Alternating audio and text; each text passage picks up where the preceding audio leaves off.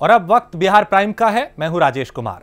बिहार विधानसभा चुनाव के लिए एनडीए की तरफ से सीटों के बंटवारे का ऐलान कर दिया गया। भारतीय जनता पार्टी ने मुकेश सहनी की विकासशील इंसान पार्टी के साथ गठबंधन की जानकारी दी। बीजेपी की तरफ से ऐलान किया गया कि वीआईपी को अपने कोटे से 11 सीटें देंगे।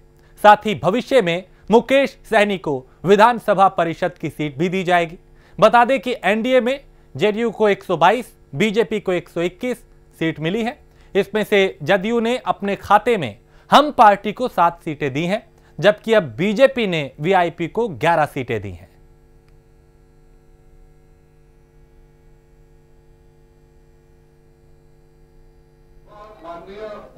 हमारे जो हम पार्टी के नेता हैं और उनकी जो सीटें हैं वह माननीय नीतीश जी एडजस्ट करके, और विकासशील इंसान पार्टी और माननीय मुकेश सहनी जी को जितनी सीटें हैं वह हम अपने कोटे से देंगे, क्योंकि यह सारे जो ये परिवर्तन हुए लिखे हुए 2 दिनों में ही हुआ है। और 2 दिन पहले ये हम लोग सोच भी नहीं सकते थे कि कोई इस तरह की भी घटनाक्रम हो सकती है। तो इस 2 दिनों में हम लोगों ने परिवर्तन हुआ। हम सबों ने यह निर्णय लिया है कि हम माननीय मुकेश सहनी जी को अपने साथ गठबंधन का हिस्सा और भारतीय जनता पार्टी अपने हिस्से की सीटों में से इनको देगी। और हमने यह निर्णय किया कि हम इन्हें 11 सीटें देंगे और भविष्य में एक विधान परिषद की भी सीट माननीय मुकेश सहनी जी को देने का निर्णय भारतीय जनता पार्टी ने अपने हिस्से से किया। और लगातार मुख्यमंत्री नीतीश कुमार की मुखालफत करने वाले लोक जनशक्ति पार्टी के सुप्रीमो चिराग पासवान को एनडीए से बाहर का रास्ता दिखा दिया गया और इस एक्शन पर आरजेडी की प्रतिक्रिया सामने आई है। आरजेडी प्रवक्ता मृत्युंजय तिवारी ने साफ किया है कि चिराग पासवान से कोई दोस्ती नहीं होगी। और क्या कुछ कहा, सुनवाते हैं आपको। चुनाव की दहलीज पर खड़ा है। महागठबंधन से कई दल अलग हुए हैं और एनडीए से भी चिराग पासवान को बाहर का रास्ता दिखा दिया गया है। सवाल ये है कि महागठबंधन से जो दल छिटके उन्होंने ठिकाना तलाश लिया है। अगर चिराग पासवान एनडीए से अलग हुए हैं तो क्या आरजेडी की इस पर नज़र है? आरजेडी उस तरफ देख रही है। हमारे साथ बातचीत करने के लिए आरजेडी प्रवक्ता मृत्युंजय तिवारी हैं। कल ऐलान आप लोग आरोप लगाते रहे कि सारा खेल बीजेपी का है, लेकिन बीजेपी ने घोषणा कर दी कि नहीं, जो नीतीश कुमार का नेतृत्व मानेगा वही एनडीए में रहेगा। तो चिराग पासवान को तो एनडीए से बाहर का रास्ता दिखा दिया गया। देख रहे हैं चिराग पासवान की तरफ। महाराष्ट्र में भी तो बीजेपी ने यही किया था। बाद में जब उद्धव ठाकरे जी बोलने लगे शिवसेना की बात कुछ और हुई थी और ये वादे से मुकर रहे हैं। बीजेपी का चाल चरित्र चेहरा जो नहीं समझ पाया अभी तक, उससे बड़ा राजनीति में बेवकूफ़ कोई नहीं है। हम किसके ओर देख रहे हैं? हम तो जनता की ओर देख रहे हैं, जनता हमारी ओर देख रही है। तेजस्वी यादव जी को जनता चाह रही है और लोकतंत्र में जनता मालिक है। जनता की अदालत में हम लोग सब हैं। एक बड़ा कंफ्यूजन बिहार में है मृत्युंजय तिवारी जी। चिराग पासवान को आरजेडी से परहेज है, आरजेडी को चिराग पासवान से परहेज है। इसको लेकर लोग कंफ्यूज हैं। दोनों युवा हैं, तेजस्वी यादव युवा हैं, चिराग पासवान युवा हैं और पहले ये कयास लगते रहे कि दोनों को साथ आना चाहिए। एकाएक क्या हो गया? इतना परहेज क्यों चिराग पासवान से? देखिए, हमको किसी से न परहेज है, ना काहू से दोस्ती, ना काहू से बैर। हमको मतलब है, हमारे नेता को मतलब है बिहार की 12 करोड़ जनता से।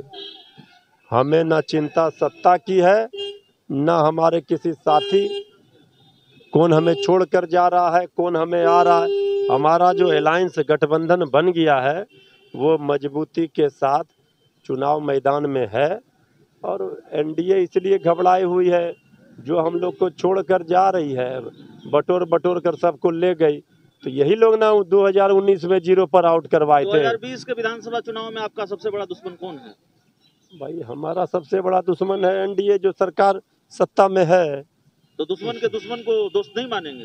भाई, हम वो तो पहले वहाँ सरकार में भी हैं, यहाँ भी 3.5 साल सत्ता का मलाई खा लिए।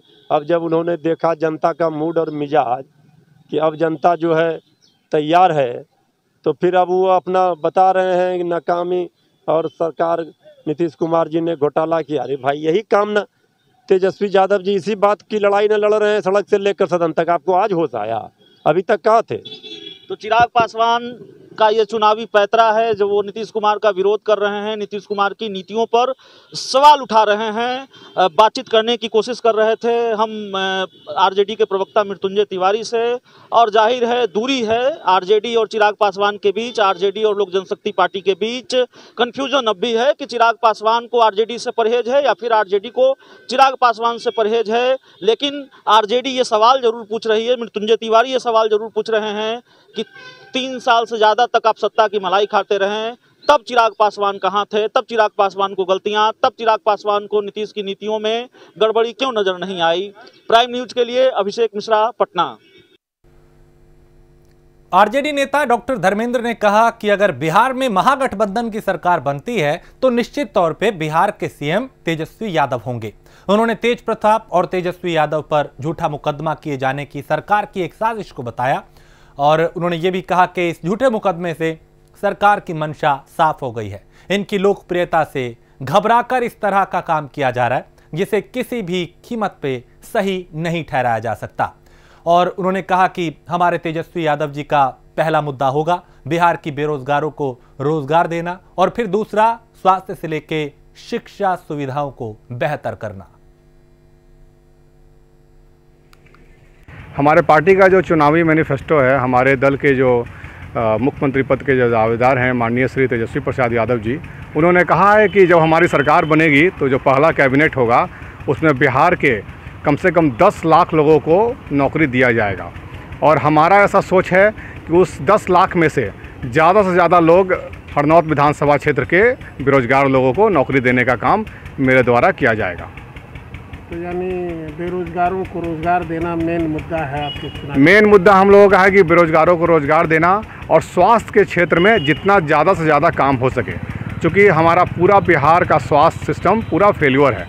आप एक छोटा सा एग्जांपल देख लीजिए हरनौत विधानसभा क्षेत्र का ही, कि हरनौत का जो पीएससी है वहाँ आप अगर जाएंगे तो सुविधा के नाम पे नगण्य है। बिल्डिंग जरूर नया बना दिया गया है लेकिन अंदर में सुविधाओं का बहुत ज़्यादा अभाव है। सुपौल के बसंतपुर प्राथमिक स्वास्थ्य केंद्र भीमनगर में हालत बेहाल है। यहां डॉक्टर और एएनएम खुद ही परेशान हैं। यहां कई महीनों से पीने के पानी की व्यवस्था नहीं है, शौचालयों की हालत ठीक नहीं है। मरीजों ने बताया कि पानी अपने घर से लेकर आना पड़ता है। वहीं डॉक्टर का कहना है कि स्वास्थ्य प्रबंधक को इस समस्या से अवगत कराया है, लेकिन कई महीनों से समस्या जस की तस बनी हुई है, कोई समाधान नहीं हो रहा।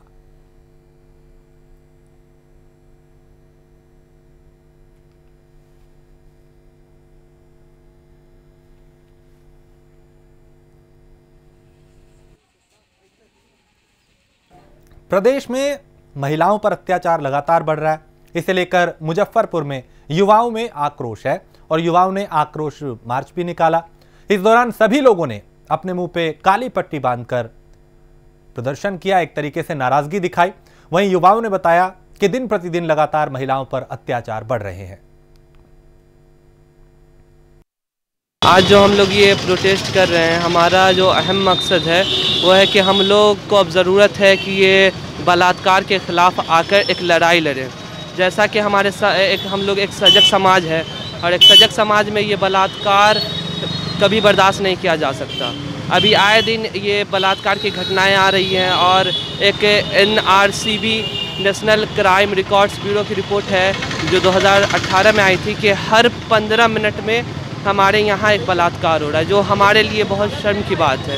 और आज हमारे इस प्रोटेस्ट निकालने का अहम मकसद यही है कि ये बलात्कार जो एक कैंसर की तरह हमारे देश में, हमारे शहर में विस्तार ले रहा है, अब हम जिम्मेदार और जागरूक नागरिकों को ये ज़रूरी है कि हम लोग रोड पे निकले और इस बलात्कार का बहिष्कार करें, बलात्कारियों का बहिष्कार करें और इसको अपने समाज से दूर करें। नालंदा जिले में मतदाताओं को जागरूक करने का अभियान लगातार चलाया जा रहा है, जिसके तहत न केवल मतदाताओं को मतदान के प्रति जागरूक किया जा रहा है, बल्कि नए मतदाताओं को अपना नाम जुड़वाने की अपील भी की जा रही है ताकि ज्यादा से ज्यादा संख्या में मतदान हो सके।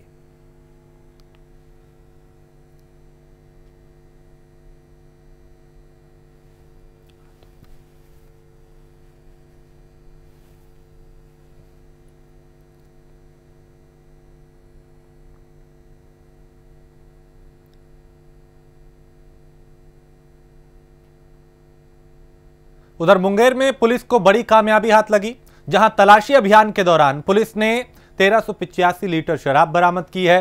मौके से कार चालक फरार हो गया और बरामद शराब को पश्चिम बंगाल से लाया गया था।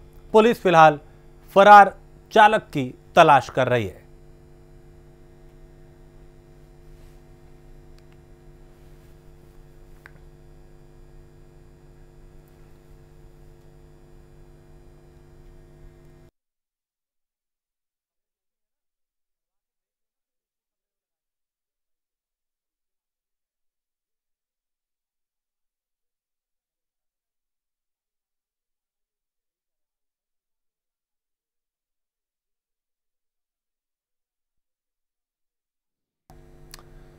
खगड़िया में डॉक्टर की लापरवाही से एक महिला मरीज की मौत हो गई।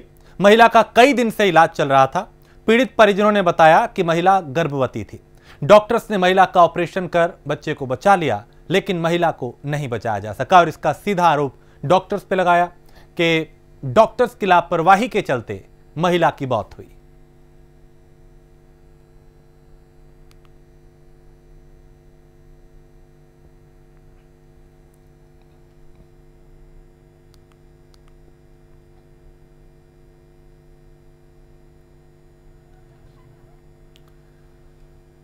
उधर बिहार विधानसभा चुनाव की तारीख का ऐलान होते ही सभी पार्टियां और उम्मीदवारों ने तैयारियां तेज कर दी हैं। नेताओं ने तैयारियां तेज कर दी हैं। एनडीए और महागठबंधन की उम्मीदवार तय किए जा रहे हैं। इस कड़ी में जिनका टिकट कंफर्म किया गया है वो पूरी तरह से इतने कम समय में चुनाव की तैयारी में लग गए हैं। ऐसे में मधुबनी नगर का हमारी टीम ने जायजा लिया। जब बिजली विभाग के पास मोहल्ले में टीम पहुंची तो देखा कि वर्तमान विधायक लोगों के बीच हैं, और जब हमारी टीम ने वहां मौजूद लोगों से बात की तो उन सभी ने बताया कि समीर महासेठ को ही जिताने का काम करेंगे। उन्होंने हम लोगों के लिए बहुत से जन सरोकार के काम किए हैं, ये इन तमाम लोगों का कहना था।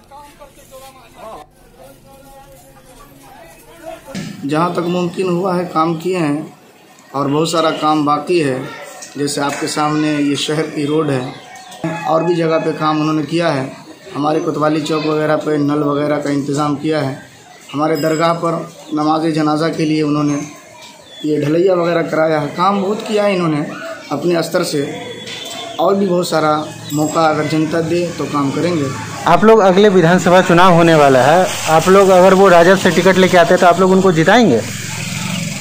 अगर पार्टी जिसको भी भेजती है, लालू जी के बाद माननीय तेजस्वी प्रसाद यादव जी हैं और उनके भाई तेज प्रताप यादव, जो पार्टी का निर्णय होगा जिनको टिकट देने का, तो हम लोग हमेशा से राजद को समर्थन करते हैं। और अगर ये अच्छा कार्य करेंगे या नहीं, अभी पिछले 5 साल से वो विधायक भी रह चुके हैं, इससे पहले उनके पिताजी भी रहे हैं, तो आप उनको अगर वो राजद से टिकट लेके आते तो उनको सपोर्ट करेंगे आप लोग? हमको उनसे कोई ये नहीं है, समर्थन करने के लिए तैयार है। वैसे व्यक्तिगत हमारा भी समीर कुमार महासेठ जी से बहुत अच्छा ताल्लुकात है। बेचारे बहुत अच्छे हैं। हमारे मदरसा के सामने से एक रोड था जो काफ़ी दिनों से गंदा पड़ा था, हमने उनको रिक्वेस्ट किया। 2017 या 18 के करीब में उन्होंने उसका निर्माण करवाया। ये बात को मैंने अपने आंखों से देखा। और मुंगेर में उम्मीदवार चुनाव आयोग के निर्देशों और सोशल डिस्टेंसिंग की धज्जियां उड़ा रहे हैं। मुंगेर में आरजेडी प्रत्याशी मुकेश यादव और उनके समर्थकों ने चुनाव आयोग के निर्देशों और सोशल डिस्टेंसिंग की धमकर यहां पे धज्जियां उड़ाते हुए वो नजर आए। मुकेश यादव 165 मुंगेर विधानसभा से राष्ट्रीय जनता दल के उम्मीदवार हैं। मुकेश यादव जब मुंगेर पहुंचे तो उनके समर्थकों ने लिया और शहीद स्मारक के पास, शहीद स्मारक जो है उसके पास गर्मजोशी से उनका स्वागत किया गया। मुकेश यादव जिंदाबाद के नारे भी लगे। मुंगेर जिलाधिकारी ने कहा कि जांच करके नियमों की धज्जियां उड़ाने वालों पर कार्रवाई की जाएगी।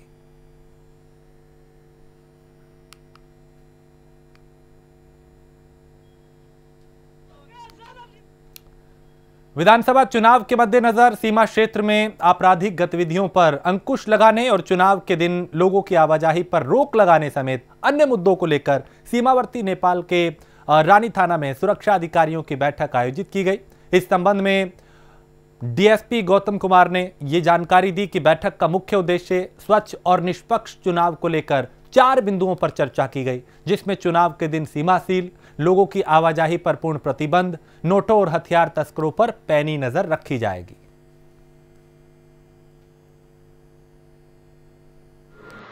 इलेक्शन के परिप्रेक्ष्य में एक बैठक किया गया था इंडो नेपाल एसएचओ लेवल का, जिसमें हम लोग का जो इलेक्शन होने वाला विधानसभा का, उसमें फ्री एंड फेयर इलेक्शन हो और इसमें बाहरी असामाजिक तत्व का पर अंकुश रखने के लिए, और जो उधर से जो लीकर का ये होता है गैर कानूनी धंधा, उस पर अंकुश लगाने के लिए एक बैठक की गई है, जिसमें उनसे अनुरोध किया गया कि इस दोनों बिंदु पर कड़ी से कड़ी निगाह रखें। बिहार सरकार के ग्रामीण कार्य मंत्री शैलेश कुमार ने जमालपुर विधानसभा सीट से अपने नामांकन का पर्चा दाखिल किया। पर्चा भर बाहर निकलने के बाद भारी संख्या में खड़े समर्थकों ने माला पहनाकर उनका स्वागत किया। शैलेंद्र कुमार के समर्थन में नारेबाजी की। पत्रकारों को संबोधित करते हुए शैलेश कुमार ने कहा कि इस बार वो विकास के नाम पर जनता से वोट मांगेंगे। उन्होंने कहा कि बिहार की जनता 2005 से पहले की सरकार और 2005 के बाद की सरकार के कार्यकाल को देख चुकी है। बिहार की जनता देख ली है 2005 के पूर्व की सरकार को, 2005 के बाद की सरकार को, जो 2005 के बाद आदरणीय मुख्यमंत्री जी के नेतृत्व में जो बिहार पहले का था, 2005 के बाद का था। बिहार की जनता अच्छी तरह से देख चुकी है कि किस तरह बिहार में विकास हुआ। इतने कम समय में हमारे नेता ने बिहार की तकदीर ही नहीं तस्वीर भी बदलने का काम किया। सबका साथ, सबका विकास, न्याय के साथ विकास, अगड़े पिछड़े, दलित महादलित से लेकर के चाहे किसी भी जाति, किसी भी धर्म के लोग हैं, सभी को साथ लेकर के हमारे नेता आदरणीय मुख्यमंत्री जी बिहार की तकदीर ही नहीं तस्वीर भी बदलने का काम किए। और सबसे बड़ी बात है कि आदरणीय प्रधानमंत्री जो भी बिहार के, लगातार हमारे प्रधानमंत्री बिहार विकास के लिए चिंतित रहते हैं। जो भी आवश्यकता पड़ता है हमारे प्रधानमंत्री बिहार को देते रहते हैं और हमारे नेता 24 घंटे में 18 घंटा मेहनत करके बिहार को बिगड़ी हुई व्यवस्था जो 2005 के पहले थी और 2005 के बाद जो बाद सरकार बनी, उन्होंने बिगड़ी हुई व्यवस्था को विकास की पटरी पर लाकर खड़ा कर दी। और इस बार का चुनाव 2020 का जो चुनाव होगा, यह चुनाव विकास के मुद्दे पर लड़ा जाएगा। सिद्धार्थनगर में सपा नेता को जान से मारने की धमकी दी गई। रामकुमार उर्फ चिंकू यादव को जान से मारने की धमकी दी गई है और चिंकू यादव ने डुमरियागंज थाने में शिकायत दर्ज कराई है। चिंकू यादव को पहले जान से मारने की धमकी मिल चुकी है, एक बार फिर उन्हें धमकी मिली है, जिसके बाद उन्होंने अपनी शिकायत पुलिस में दर्ज कराई है। तो चिंकू यादव को पहले भी जान से मारने की धमकी मिली थी। सिद्धार्थनगर में समाजवादी पार्टी के नेता को जान से मारने की धमकी मिली है। रामकुमार उर्फ चिंकू यादव को यह धमकी मिली, जिसके बाद उन्होंने डुमरियागंज थाने में शिकायत दर्ज कराई है।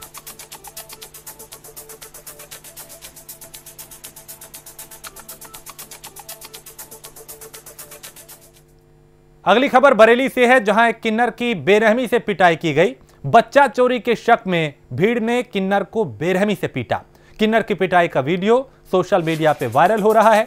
एसएसपी ने वायरल वीडियो का संज्ञान लिया है और आरोपियों के खिलाफ सख्त कार्रवाई के निर्देश दिए हैं। मारपीट की तस्वीरें कैमरे में भी कैद हुई। देखिए, यही वो वीडियो जो वायरल हो रहा है, जिसे एक किन्नर को बांध के मारा जा रहा है बच्चा चोरी के शक में आरोपी।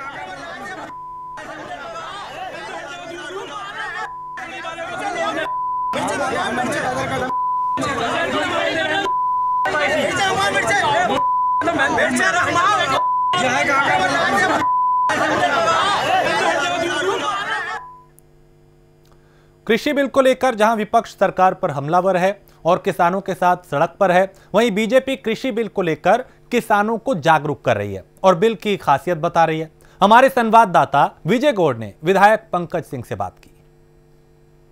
कृषि बिल को लेकर नोएडा में आज प्रेस कॉन्फ्रेंस की गई और हमारे साथ में नोएडा के लोकप्रिय विधायक पंकज सिंह जी आए। उनके साथ प्रेस वार्ता में आज प्रेस वार्ता की गई थी। देखिए, आज कृषि विधेयक को लेकर 3 बिल पास हुए हैं, उसको लेकर मैं आज ये प्रेस वार्ता की गई है और जो सच्चाई है, जो सकारात्मक बातें हैं उस विधेयक की, उन सबको आप लोगों के माध्यम से, मीडिया के माध्यम से भी हम लोगों ने किसानों तक पहुंचाने की जो कोशिश हो रही है, उसी क्रम में यहाँ पर भी आप लोगों के साथ भी वार्ता का कार्यक्रम यहाँ पर रखा था और इसी तरीके से गांव-गांव में चौपाल लगाकर लोगों से हम लोग बात कर रहे हैं। तो इससे जो किसानों को होने वाले लाभ हैं, जो लंबे समय तक हमारा किसान, जो देश का किसान जो अपने चाहता था कि उसके साथ इंसाफ हो, उसको अपनी फसल बेचने के लिए उसका दायरा उसको और बड़ा हो, तो वो सब चीज़ें जो हुई हैं उसको हम बता रहे हैं। MSP समाप्त न हुई थी, न है, न होगी, यह भी हमारे प्रधानमंत्री जी, आदरणीय कृषि मंत्री जी ने कहा है, बातों को भी हम लोगों ने रखा है। तो ये हम आगे बोलते रहेंगे और किसानों के हित के लिए लड़ाई हमेशा लड़ते रहेंगे, यह स्पष्ट है। सर, जिस तरीके से पूरे देश के अंदर बात कर जिस तरीके से लोग किसान विरोध कर रहे हैं, तो उनका कारण क्यों विरोध कर रहे, क्या है सर? देखिए, चीज़ें विपक्ष के लोग चाहते थे कि गुमराह करके यह एक माहौल बिगाड़ने की कोशिश उन्होंने की थी, लेकिन धीरे धीरे जैसे जैसे बातें स्पष्ट हुई हैं, आज कहीं पर भी कोई विरोध नहीं। किसान हर जगह हम लोगों के साथ खड़े हैं और वह आश्वस्त हैं कि जो भी हमारे कदम उठेंगे वो गाँव के लिए, किसानों के हित में ही उठेंगे। इसलिए कहीं पर भी कोई विरोध नहीं है। ये राजनीतिक दल कुछ इसको गुमराह करना चाहते हैं, वो निकल कर आते हैं, लेकिन किसानों का कहीं पर भी कोई इसको लेकर विरोध नहीं। सर, MSP क्या है, क्यों किसान क्यों इससे डर रहे हैं, क्यों जो और भी जो नेता हैं जो उसके बारे में किसान क्यों? देखिए, हमारे प्रधानमंत्री जी ने बहुत स्पष्ट किया है कि उनकी आमदनी दोगुनी हो, यह कोशिश हम लोग, तो न्यूनतम समर्थन मूल्य जो उनके उपज का है उसके विषय में लोगों को गुमराह, MSP मिनिमम सपोर्ट प्राइस पर गुमराह करने की कोशिश कर रहे हैं। हमारे प्रधानमंत्री पहले भी कई चीज़ों पर 2.5 गुना 2 गुना तक भी MSP बढ़ी और इसी सरकार में बढ़ी है, कोई पिछली सरकारों ने इतना नहीं बढ़ाया। तो बहुत स्पष्ट है कि जो हमारे प्रधानमंत्री जी ने कहा था कि हम किसानों की आमदनी को दोगुनी करने का कोशिश करेंगे, तो आत्मनिर्भर भारत में भी बहुत आधारभूत संरचना को मजबूत करने के लिए बहुत बड़ी योजना है किसानों के कृषि क्षेत्र के लिए। उसी क्रम में MSP भी कहीं पर भी समाप्त नहीं हुई, बहुत स्पष्ट है, पहले भी थी, आज भी है, आगे भी है। विपक्ष पार्टियाँ जो लोगों को बदला रही है, उसके लिए आप क्या कहेंगे पार्टी? देखिए, अब लोकतंत्र में उनको अपनी जो बात कहना चाहते हैं उनको अधिकार है, वो कोई छीन नहीं सकता, वो कहें अपनी बात। लेकिन इतना तय है, मैं किसानों से मैं कहना चाहता हूँ या मैं उन तक अपनी बात पहुँचाने के लिए आप लोगों के सामने, मैं और डॉक्टर महेश शर्मा जी है, इतना तय है कि भारतीय जनता पार्टी किसानों के साथ। और इसी के साथ इस बुलेटिन में इतना ही। देश प्रदेश की बाकी खबरों के लिए आप देखते रहिए प्राइम न्यूज़।